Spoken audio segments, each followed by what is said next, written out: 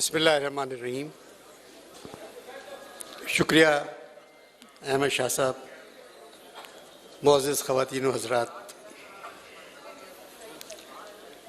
आज ये आखिरी सेशन है इस 4 रोज़ा उर्दू कॉन्फ्रेंस का। बस ये कोशिश करें कि टेलीफोन की घंटी ना बजे, क्योंकि आप लोगों की उम्रें ऐसी हैं कि सिर्फ घर से फ़ोन आ सकता है। तो बंद कर दें प्लीज़। सारा दिन आज ऐसे लोगों पर बातचीत होती रही जो हमारे दरमियान नहीं रहे। इंतज़ार साहब पे, आली साहब पे, बजिया पे। अली साहब के जाने का, इंतज़ार साहब के जाने का हम सबको दुख है। बजिया चली गई, अली साहब के साहबजादे सामने बैठे हुए। उर्दू की तरक्की की अंजुमन के रखवाले हैं। मगर मुझे उम्मीद है, राजू ने एक डॉक्यूमेंट्री बनाई है अली साहब पे, मगर राजू जितना अपनी सेहत का ख्याल रखते उसका आधा भी उर्दू के लिए रख ले तो उर्दू को ये कहाँ ले जाएंगे।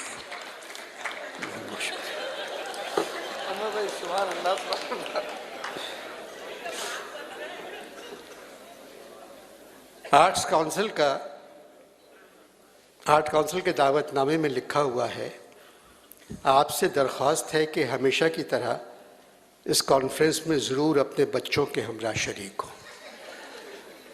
बच्चों के लिए इस कॉन्फ्रेंस में फ़िक्शन के बदलते क़ालिब, सियासी तग़य्युरात, मासर अफ़साने के रुझानात, रिवायत और नया शायरी मंजरनामा, चे मस्ताना मी रवद, नए समाजी ज़राए और इब्लाग की सूरत हाल जैसे दिलचस्प प्रोग्राम रखे गए हैं। यहाँ के बड़े इन उन्वानों से वाकिफ़ नहीं तो बच्चों को बुलाना नहीं चाहिए था, मगर अहमद शाह साहब की मजबूरी थी। यहाँ अदब तो पैदा होना बंद हो गया है, सिर्फ बच्चे पैदा हो रहे हैं। इसलिए इस कॉन्फ्रेंस में उनका आना ज़रूरी था।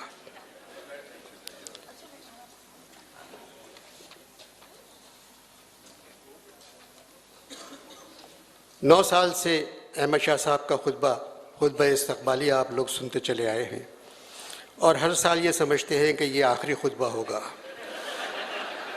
मुसलमानों में आखिरी खुतबे की जो अहमियत है वो क़यामत तक बरकरार रहेगी, मगर मुझे लगता है यहाँ के लोगों का अहमद शाह से मोहब्बत भी क़यामत तक बरकरार रहेगी।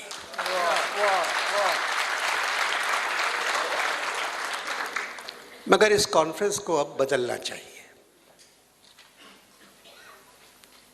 नए उन्वान होना चाहिए, नए लोग आना चाहिए। मिसाल के तौर पे अगर उन्वान है उर्दू अदब की बुनियाद, तो गुफ्तगू मलिक रियाज साहब को करना चाहिए, क्योंकि बुनियाद के बारे में उनसे ज़्यादा और कोई नहीं जानता।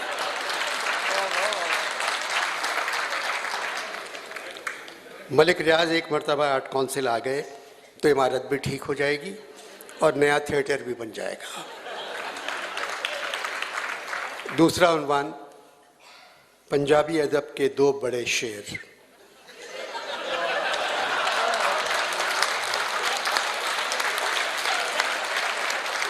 शहबाज शरीफ, नवाज शरीफ।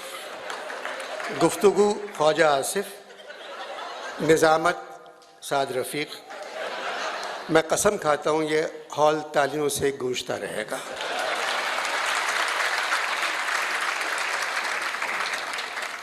अगली दफ़ा उन किताबों पर बात की जाए जिनकी रूनुमाई करने से आर्ट काउंसिल ने इनकार कर दिया। एक और उन्वान अदबी फ़र्क, आसिफ फर्रुखी और आसिफ जरदारी। इफ्तिताही कलमात अहमद शाह, गुफ्तगू मुराद अली शाह, निज़ामत कायम अली शाह। तो ये एक अदबी कॉन्फ्रेंस में मैं चेंज लाने की बात कर रहा हूँ कि हर साल ऐसे ही होता है, अब ज़रा बदलें इसको। अब नवी आलमी कॉन्फ्रेंस का पहला दिन, पहला प्रोग्राम, फैज़ और अमन आलम, ये उन्वान मेरी समझ में नहीं आया। इस उन्वान पर कोई क्या बात कर सकता है? फिर भी ये फैज़ मेले के उन्वान से कहीं बेहतर था। फैज़ मेले में लोगों को बोलना था, उन्वान था मेरी ज़ात ज़र्रे बेनिशां। फैज़ साहब की शख्सियत हमारे लिए हिमालय से बड़ी है और टॉपिक दिया गया है फैज़ साहब पर मेरी ज़ात ज़र्रे बेनिशां। पता नहीं लोगों ने क्या कहा होगा। यहाँ जो फैज़ साहब, फैज़ और अमन आलम जो है, मेरे ख्याल में आर्ट काउंसिल से आलम के बाद कोई लफ्ज़ छूट गया है। होना चाहिए था फैज़ और अमन आलम लोहार या फैज़ और अमन आलम चन्ना।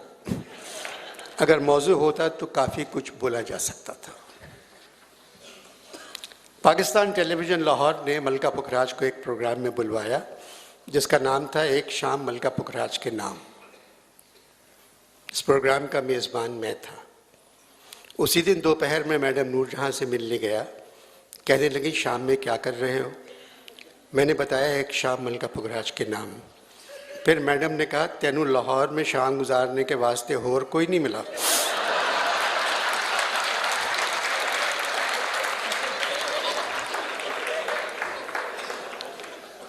अहमद शाह साहब ने भी आज मेरे प्रोग्राम का नाम एक शाम अनवर मकसूद के नाम रखा था। मुझे नूरजहां की बात याद आ गई और अहमद शाह से कहा आप प्रोग्राम का नाम बदल दें। मुझे 50 बरस हो गए टेलीविज़न के लिए लिखते हुए। जो लोग मेरे साथ लिखते थे उनके नाम बड़े थे, बहुत अच्छा लिखते थे। सबसे अच्छी बात जो उनकी थी वो सब ज़बान संभाल कर लिखते थे और जो भी मुआवजा मिलता था ज़बान से उफ न करते थे। आमिरों के ज़माने में ज़बान आजिज़ होने के बावजूद कुछ न कुछ लिखते रहते थे। ज़बान कलम हो जाती थी, उसी कलम को लिखने के लिए इस्तेमाल करते थे।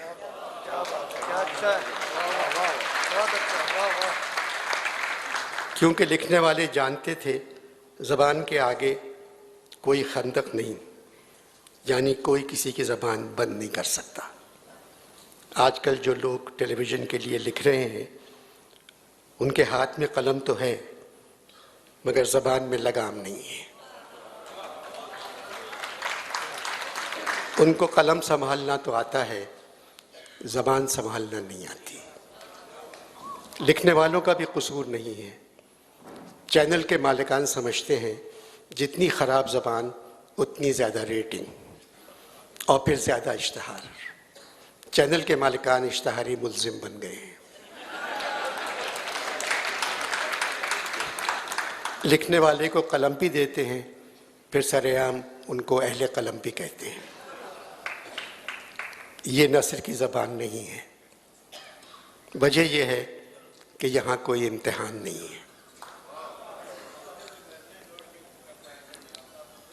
और शायद यही बात है कि अब टेलीविज़न की स्क्रीन पे पुराने लिखने वालों के नाम नज़र नहीं आते।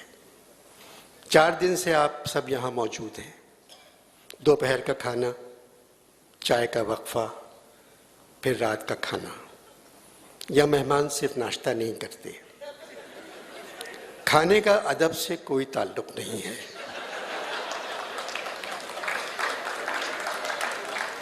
मगर लोगों को खाने का अदब आना चाहिए।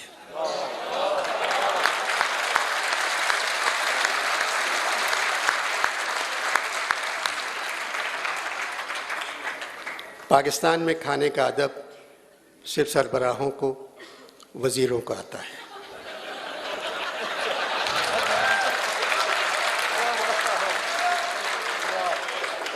वो खामोशी से खाते हैं,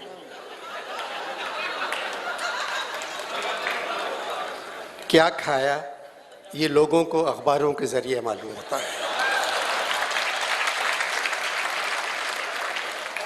अगर अहमद शाह साहब खाने और चाय की कीमत लेने लगें तो आलमी उर्दू कॉन्फ्रेंस से खाने की मेज़ की तरफ बढ़ने का जज्बा ख़त्म हो जाएगा। मैं शाह साहब से कहना चाहता हूँ, जो खला हमारे अदीब, शायर, तनकीद निगार अदब में पैदा कर गए हैं वो बिरयानी से पुर नहीं हो सकता।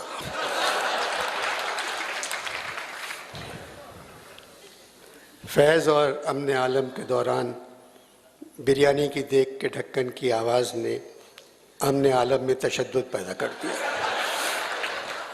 नए समाजी ज़राए और अबलाग की सूरत हाल को गरम गरम समोसों की खुशबू ने बदल डाला। गालिब से इकबाल तक नुमानुल हक के लेक्चर के दौरान एक साहब पकौड़ों की खुशबू सूंघ कर चिमस्ताना मीरवत कह के उठ गए। पुलाव का भपका नई दुनिया और नए अदबी तकाज़ों में शामिल हो गया। अदबी महफिलों में ऐसा होता चला आया है और ऐसा ही होता रहेगा। अगर ऐसा ना हो तो सिर्फ पीरज़ादा सलमान आपको एक कुर्सी पर बैठे नज़र आएंगे। 9 साल से आप लोग आलमी उर्दू कॉन्फ्रेंस में अदीबों और शायरों की गुफ्तगू सुनने आ जाते हैं। मैं अहमद शाह साहब की जगह होता तो आलमी का लफ्ज़ हटा देता, सिर्फ उर्दू कॉन्फ्रेंस लिखता। धोती प्रसाद ने भारत के अदीबों को तो मना कर दिया, आपने सिर्फ वीडियो लिंक देखा उनका। अब रह गए सिर्फ हमारे अपने अदीब और शायर।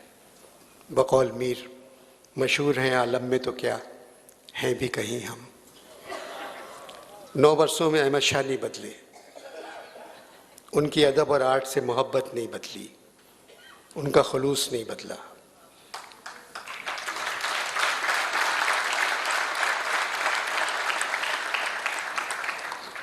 उनकी आर्ट काउंसिल की तरक्की के लिए मेहनत नहीं बदली। और हैरत की बात है, अहमद शाह की इतनी मसरूफियत के बावजूद उनकी बेगम भी नहीं बदली।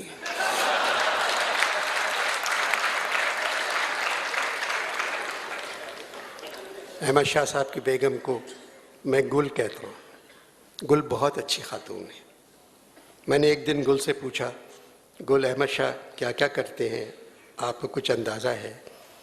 गुल ने कहा, अनवर साहब जाने न जाने गुल ही न जाने, बाग तो सारा जाने है।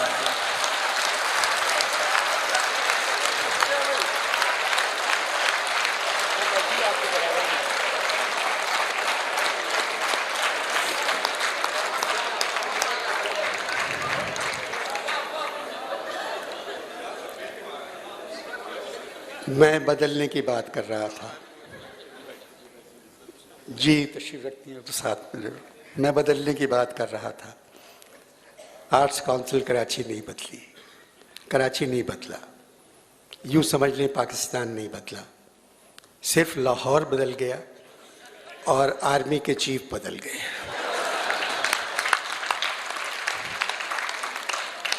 राहील शरीफ की जगह कमर जावेद बाजवा आ गए। कमर साहब के लिए तो बहुत पहले अल्लामा इकबाल कह गए थे,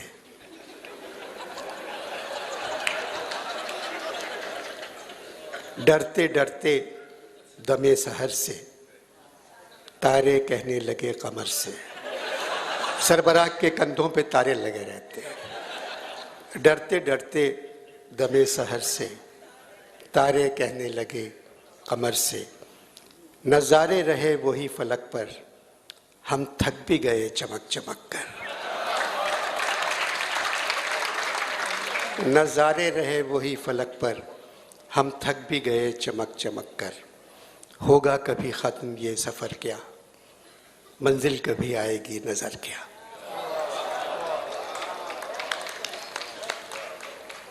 अब लाहौर की बात कर लें। पहले जैसा लाहौर नहीं रहा।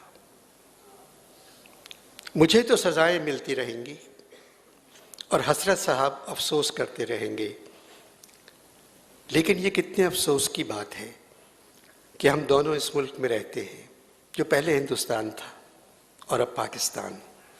नाकर्दा गुनाहों की सज़ा भुगत रहे हैं और तादम आखिर भुगतते रहेंगे। हमारे अपने आदमी दमे तहरीर मौजूद होते हैं, मगर उन फरिश्तों का क्या कहिए जिनके कहने पे हम पकड़े जाते हैं। सादत हसन मंटो का लाहौर भी नहीं रहा। शहर लाहौर तेरी रौनकें दायम कायम, तेरी गलियों की हवा खींच के लाई मुझको। नासिर काज़मी का लाहौर भी नहीं रहा। घटा देखकर खुश हुई लड़कियां, छतों पर खिले फूल बरसात के। मुनीर न्याजी का लाहौर भी बदल गया।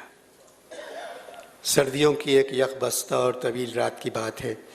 मैं अपने बिस्तर में सर ढांपे गहरी नींद सो रहा था।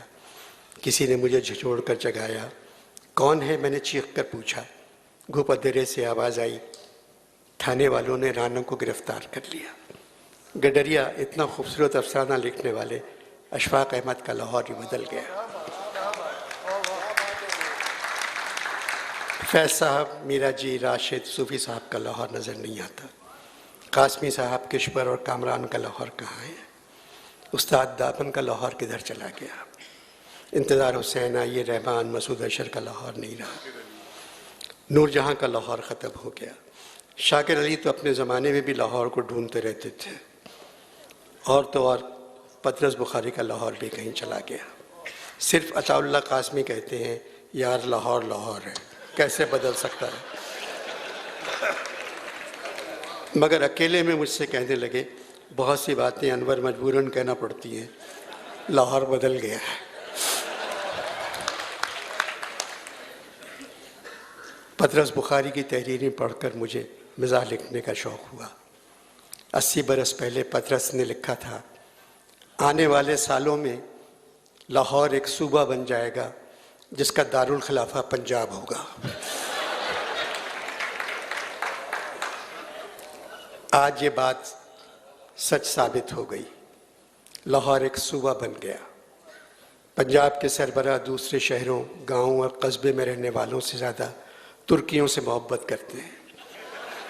और खादिम आला को जब किसी बात की समझ नहीं आती तो वो ज़बान यारमन तुर्की मबन तुर्की नबीदानम कह देते हैं।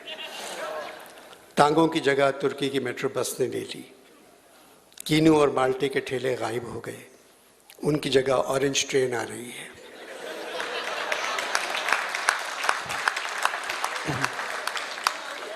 सिवाय लाहौर के सारे पंजाब के हालात ठीक नहीं हैं। लाहौर के करीब शेखुपुरा है, जिसे सब अमरूदों का शहर कहते हैं, मगर शेखुपुरा वाले अब लाहौर को नमरूदों का शहर कहते हैं।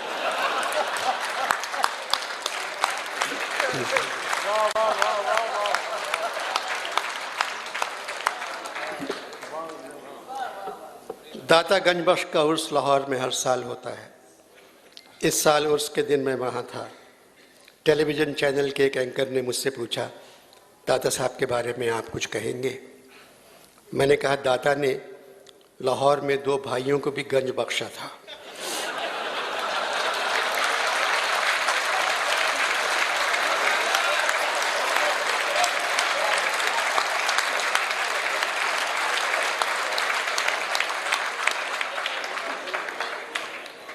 दाता ने लाहौर में 2 भाइयों को भी गंज बख्शा था, मगर उन्होंने बाल लगवा लिए और बाल लगवाने के बाद वो दाता से अनदाता बन गए।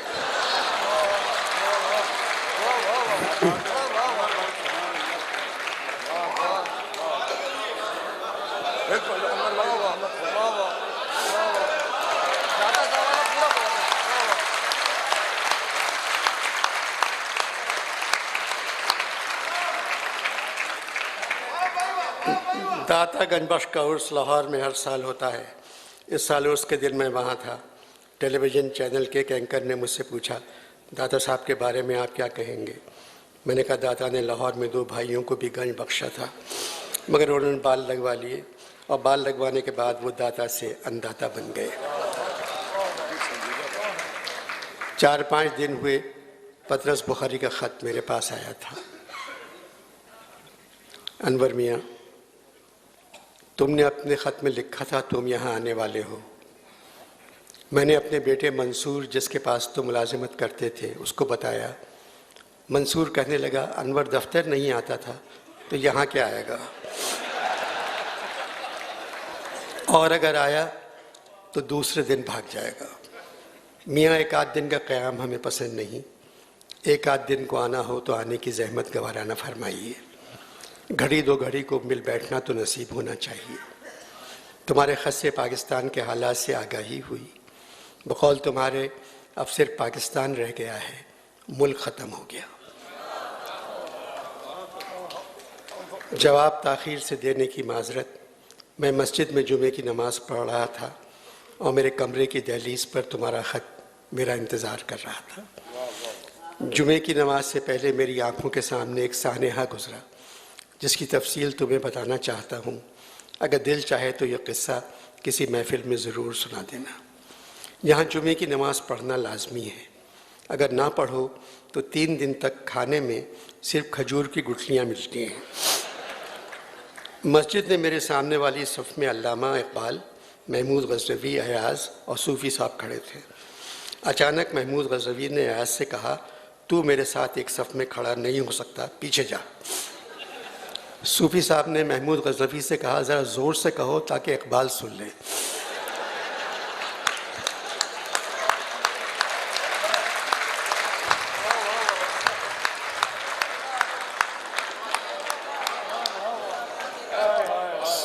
सूफ़ी साहब ने महमूद गज़नवी से कहा, ज़रा ज़ोर से कहो ताकि इकबाल सुन ले। महमूद गज़नवी ने दोबारा अयाज़ से कहा, पीछे जा। इकबाल ने सुन लिया और बहुत मोहब्बत से महमूद गज़नवी को समझाया, आप ऐसा नहीं कर सकते, अयाज़ आपके साथ एक ही सफ़ में खड़ा होगा। मैं तो अपनी शायरी में कह चुका हूँ, एक ही सफ़ में खड़े हो गए महमूद व अयाज़, ना कोई बंदा रहा और ना कोई बंदा नवाज। महमूद गज़नवी कहने लगे, वो तुम्हारी मजबूरी थी, बंदा नवाज के बाद तुम्हें और कोई काफ़िया नहीं मिला तो तुमने मेरे साथ अयाज़ को खड़ा कर दिया।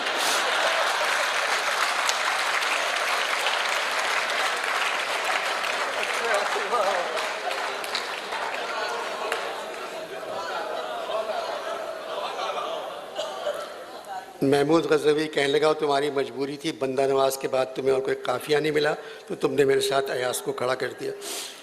अनवर मियाँ ये सुनकर इकबाल ने जो पंजाबी बोली,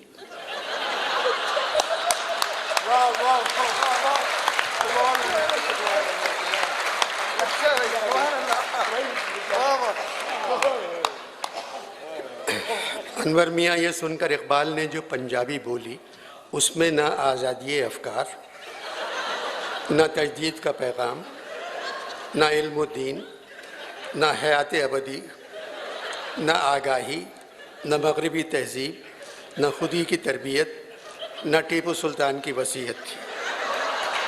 सिर्फ़ एक पंजाबी मुसलमान जो मर्ज़ी आए बोले जा रहा था।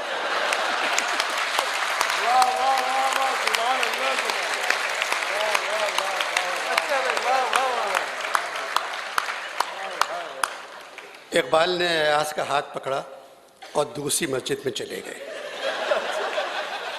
इकबाल के जाने के बाद महमूद गज़नवी ने सूफ़ी साहब से पूछा, इकबाल क्या कहकर चला गया? सूफ़ी साहब ने कहा, अक्सर पंजाब के दहकान लूट मार करने वालों से इसी अंदाज में गुफ्तगू करते हैं। सूफ़ी साहब को छोड़कर महमूद गज़नवी अगली सफ़ में चला गया और मैं सूफ़ी साहब के साथ खड़ा हो गया। हम दोनों हाथ बांध कर भी अपनी हंसी रोकते रहे। नमाज के बाद मैं और सूफ़ी साहब मस्जिद की सीढ़ियों पर बैठ गए और इकबाल पर बात करते रहे। सूफ़ी साहब कहने लगे, मैं तो इकबाल का मुरीद नहीं मुलाजिम हूँ। कितना बड़ा शायर और सिर्फ दर्दमंद, मेरी तमाम सरगुज़श्त खोए हुओं की जुस्तजू। पत्र साहब, मैं तो दिन में 3-4 मरतबा कोशिश नातमाम पढ़ता हूँ। ये सुनकर मैंने कहा, सूफ़ी साहब आप यहाँ भी मैडम नूर जहाँ के पास हर शाम बैठे रहते हैं, इसी वजह से कोशिश नातमाम पढ़ते होंगे।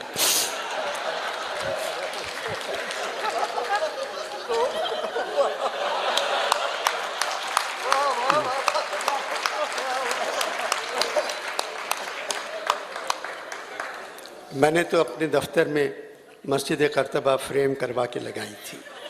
उर्दू शायरी की सबसे बड़ी नज़्म एक आरज़ू मुझे अब भी ज़बानी याद है, 2 सितारे, इल्तिजाए मुसाफिर, फ़ातिमा बिनते अब्दुल्ला, ख़िज़्र राह, अब्दुर्रहमान का पहला खजूर का दरख्त।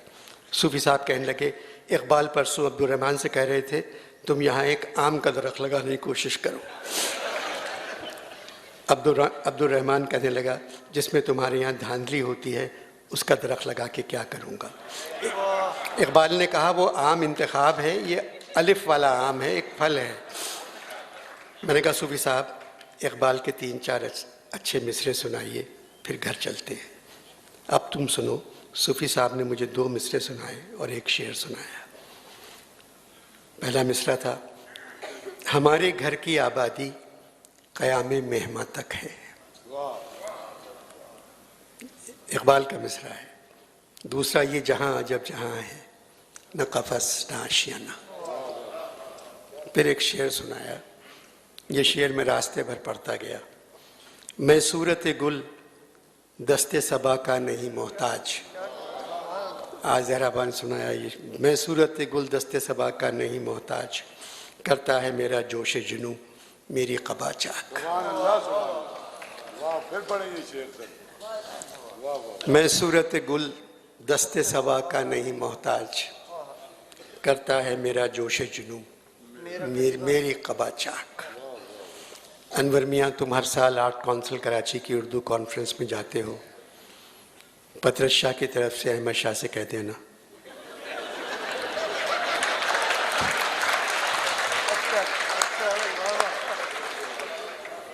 पतरस शाह की तरफ से अहमद शाह से कह देना, जिस तरह लाहौर में फैज़ मेला मनाया जाता है, अगले साल आर्ट काउंसिल कराची की उर्दू कॉन्फ्रेंस का नाम इकबाल मेला रखते हैं।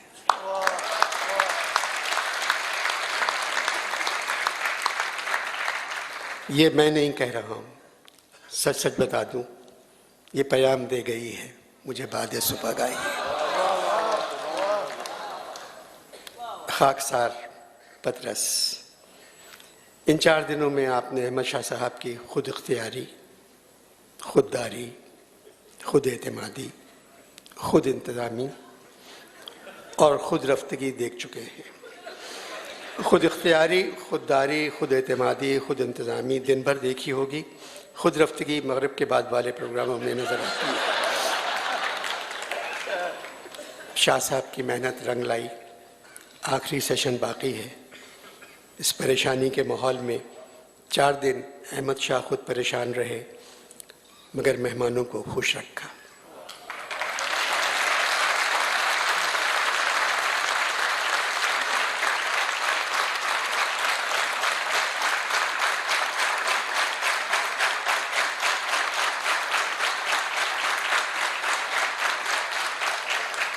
चार दिन अहमद शाह खुद परेशान रहे, मगर मेहमानों को खुश रखा।